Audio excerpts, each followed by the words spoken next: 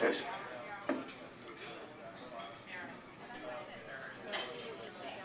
Oh, sorry, Barney. Oh.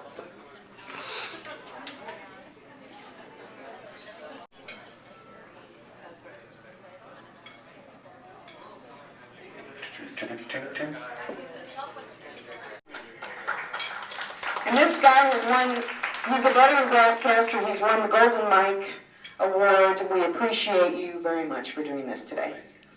Thank you much. Thank you all for being here. I can put that down. See if this one will work for a little bit. How's lunch?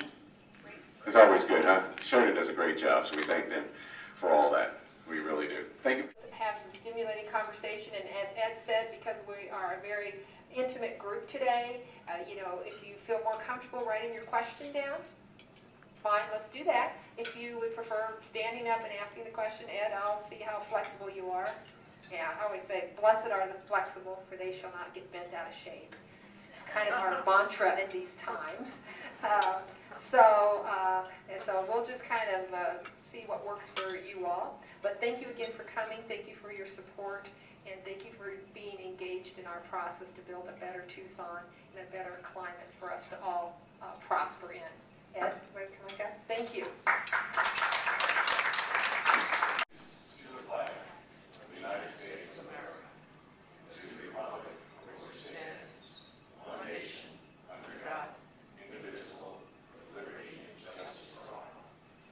Thank you.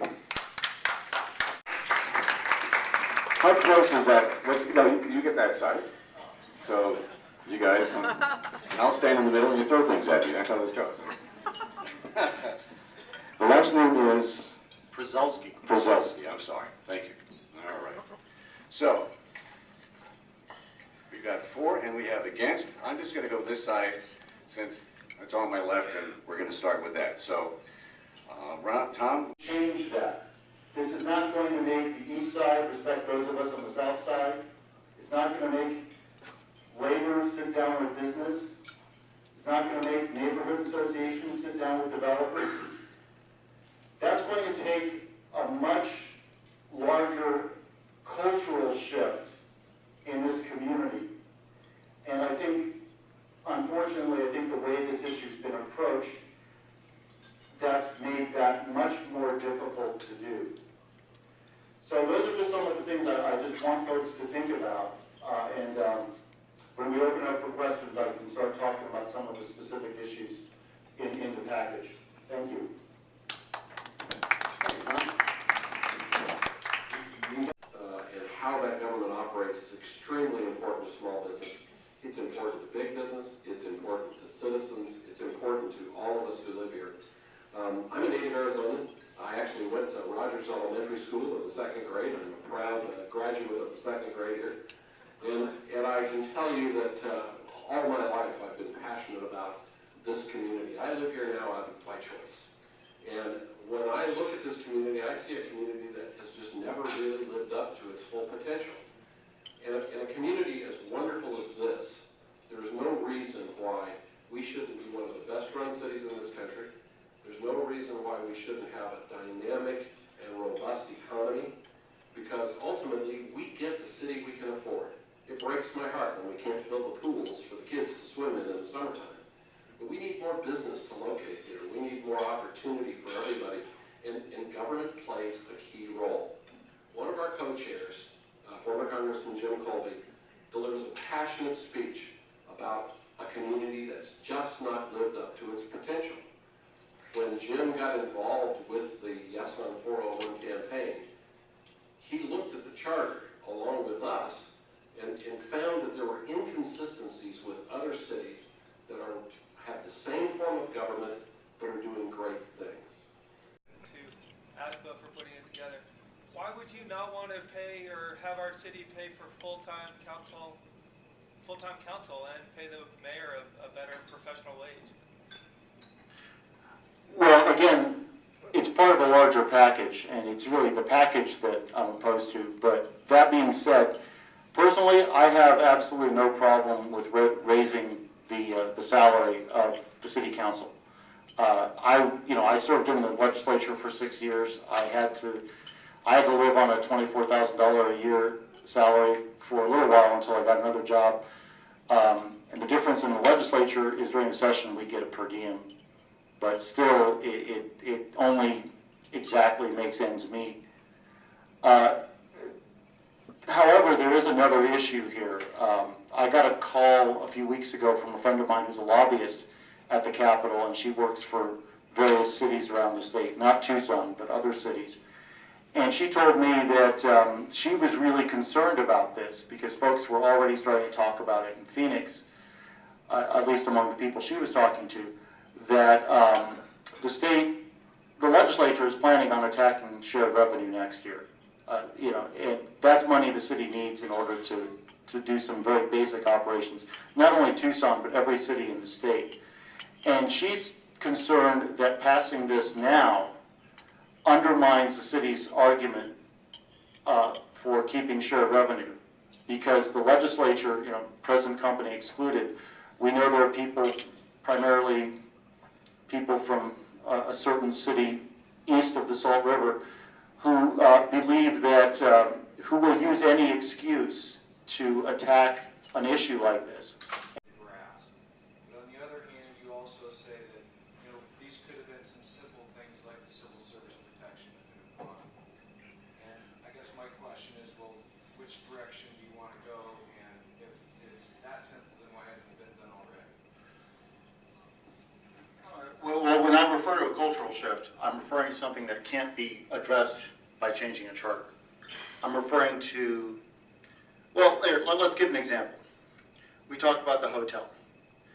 There was a group in town, I'm not going to name them, everyone will know who I'm talking about, who sent out an email blast saying we've all got to go over to the convention center and support the hotel. And then within less than an hour, perhaps within minutes, they sent out another email blast saying, no, sorry, we're opposing the hotel. So what that tells me is that there are folks in town who are organized specifically just to oppose whatever the council's doing. 400, that's the half-cent city sales tax increase. And the campaign manager for Keep Tucson First, yes, on Proposition 400, Caitlin Jensen. Caitlin? Pick a side anytime. You good? Thank you.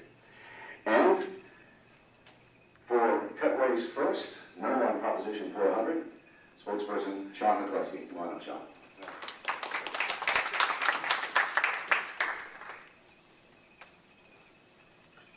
Since we started over here before, some over here today, okay? If you're ready, we appreciate it. All right, thank you so much, and I want to thank everyone for showing up here today, and the Small Business Association for hosting us. I really appreciate this opportunity to speak about Proposition 400. As we all know, the economy has been really bad the last few years. That has led to a massive decrease in revenue in the city of Tucson. Sales tax is down, and the state's been cutting state shared revenue significantly. We have a $51 million budget deficit next fiscal year. This is not unique to the city of Tucson. Cities across the nation have faced horrible economic times.